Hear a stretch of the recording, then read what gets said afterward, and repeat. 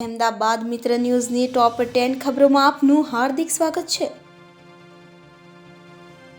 અમદાવાદમાં પિતા પુત્રીના સંબંધોને કલંકિત કરતો કિસ્સો સામે આવ્યો। અમદાવાદના વટવા વિસ્તારમાં પિતા તેના 3 સંતાનો સાથે રહી છૂટક મજૂરી કરતો હતો। જો કે તેની પત્ની છેલ્લા 8 વર્ષથી ઘર છોડીને જતી રહી હોવાથી ત્રણેય સંતાનોનો ઉછેર તે પોતે જ કરતો હતો, જેમાં તેણે પોતાની 15 વર્ષીય મોટી દીકરી પર દાનત બગાડી હતી। છેલ્લા 1 વર્ષથી સગીર વયની દીકરીને મારી નાખવાની ધમકી આપી સગો પિતા તેના પર દુષ્કર્મ ગુજારતો હતો। નરાધમ પિતાની હરકતોથી ભાંગી પડેલી સગીરાએ પોતાના મિત્રને પોતાની આપવીતી વર્ણવી હતી, જે બાદ તે પોલીસના શરણે પહોંચતા પોલીસે નરાધમ પિતા વિરુદ્ધમાં ગુનો નોંધી તેની ધરપકડ કરી હતી।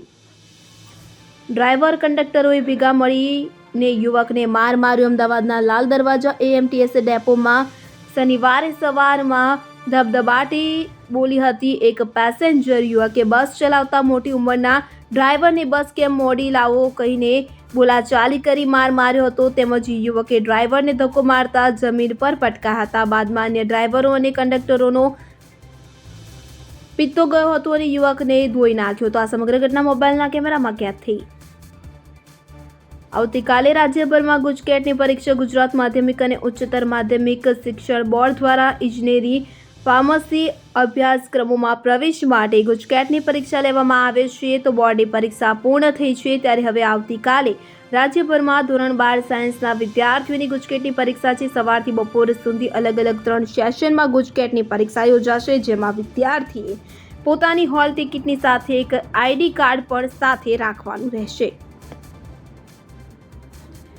એસવીપી હોસ્પિટલના પાર્કિંગમાં 4 શખ્સે કોર્ટમાં ચાલતો કેસ પરત ખેંચવાનું કહી છરીના ઘા ઝીક્યા। કાલુપુર વિસ્તારમાં આવેલા હરણવાળી પોળમાં રહેતા મોહમ્મદ સોહરાબ શેખે એલિસ બ્રિજ પોલીસ સ્ટેશનમાં ફૈસલ રશીદ શેખ, નાસિર અબ્દુલ્લા શેખ, સુનેર શેખ અને ઇમરાન શેખ વિરુદ્ધ હુમલાની ફરિયાદ નોંધાવી છે। 1 વર્ષ પહેલા પટવા શેરીમાં રહેતા ફૈસલ રશીદ શેખે સોહરાબના ભાઈ શહેજાદને ગળામાં છરી મારી હતી। આ મામલે શહેજાદે કાલુપુર પોલીસ સ્ટેશનમાં ફરિયાદ કરી હતી, જે કેસ હજુ કોર્ટમાં ચાલી રહ્યો છે।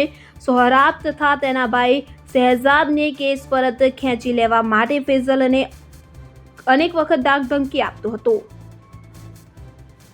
શામળાજીમાં ઝઘડો કરી રહેલા 2 કાર ચાલકને સમજાવવા જતા કોન્સ્ટેબલ પર હુમલો। અરવલ્લી જિલ્લાના શામળાજી રતનપુર ચેકપોસ્ટ પર ફરજ બજાવતા શામળાજી પોલીસ સ્ટેશનના પોલીસ કર્મીઓ પર અમદાવાદના 2 કપલે હુમલો કરી વર્દી પાડી નાખી હતી, જેમાં બેફામ બનેલી એક મહિલાએ પોલીસ કર્મી પર નજીકમાં પડેલ લોખંડની પાઇપ વડે હુમલો કરતા પોલીસ કર્મીના પગે ફ્રેક્ચર થયું હતું, જ્યારે અન્ય પોલીસ કર્મીની વર્દી પાડી નાખી અપશબ્દો બોલી જાનથી મારી નાખવાની ધમકી આપતા ભારે ચકચાર મચી હતી। પોલીસ કર્મીઓ પર અમદાવાદના 2 કપલે જીવલેણ હુમલો કરતા શામળાજી પોલીસ કાફલો ઘટના સ્થળે પહોંચી 2 પુરુષ અને 2 મહિલાઓને દબોચી લઈ જેલના સળિયા પાછળ ધકેલી દીધા હતા।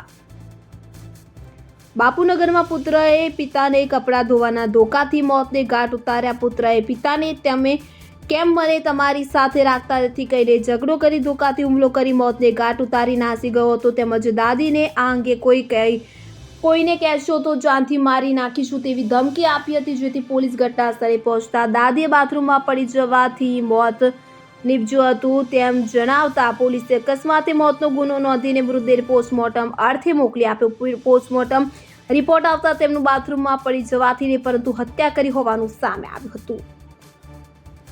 અમદાવાદમાં કોરોનાના 2 અને સ્વાઇન ફ્લૂના 6 દર્દીઓ નોંધાયા। અમદાવાદમાં સ્વાઇન ફ્લૂના 6 અને કોરોનાના 2 એમ કુલ 8 દર્દીઓ સારવાર હેઠળ। સ્વાઇન ફ્લૂના 6 દર્દીઓમાંથી 4 પુરુષો અને 2 સ્ત્રીઓ છે, જ્યારે કોરોનાના બંને દર્દીઓ સ્ત્રી છે।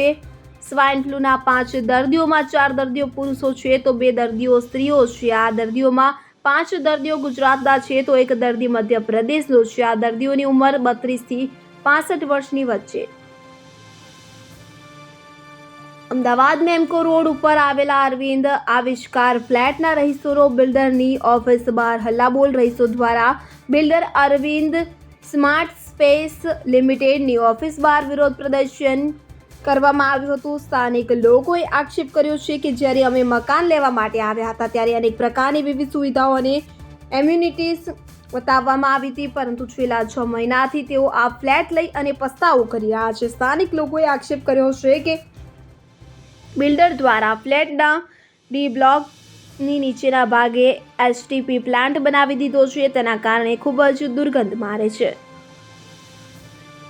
ખોડિયાર તળાવમાં મૃત માછલીઓનો ઢગલો. અમદાવાદ શહેરના નારોલ ગામમાં આવેલા ખોડિયાર તળાવમાં મોટી સંખ્યામાં માછલીઓ મરી ગઈ હોવાના કારણે આસપાસના વિસ્તારમાં દુર્ગંધ ફેલાઈ છે. સ્થાનિક રહીશોએ આક્ષેપ કર્યો છે કે તળાવમાં યોગ્ય સફાઈ કરવામાં આવતી નથી. તળાવમાં ગટરનું કેમિકલવાળું ગંદુ પાણી છોડવામાં આવે છે, જેને કારણે માછલીઓને ઓક્સિજન ન મળતા માછલીઓના મોત થયા છે. અનેક માછલીઓના મૃત્યુ થયા હોવા છતાં પણ ત્યાં ધ્યાન આપવામાં ન આવતું હોવાથી માછલીઓના મૃત્યુ વધી રહ્યા છે. અમદાવાદના પૂર્વ વિસ્તારમાં ટ્રકની અડફેટે એક્ટિવા ચાલકનું મોત. પ્રાપ્ત વિગત પ્રમાણે અમદાવાદના પૂર્વ વિસ્તારમાં રતનપુરા ગામ નજીક સ્થિત શિવ આનંદ બંગલોઝ પાસે અકસ્માત સર્જાયો હતો. ટ્રક ચાલકે એક્ટિવા પર જઈ રહેલા ધોરણ 9માં ભણતા બાળકને અડફેટે લેતા અકસ્માત સર્જાયો હતો, જેમાં એક્ટિવા ચાલક બાળક ઋત્વિક પ્રજાપતિનું ઘટના સ્થળે મોત નીપજ્યું હતું. પોલીસે ટ્રક ચાલક સામે ગુનો નોંધી વધુ કાર્યવાહી હાથ ધરી છે.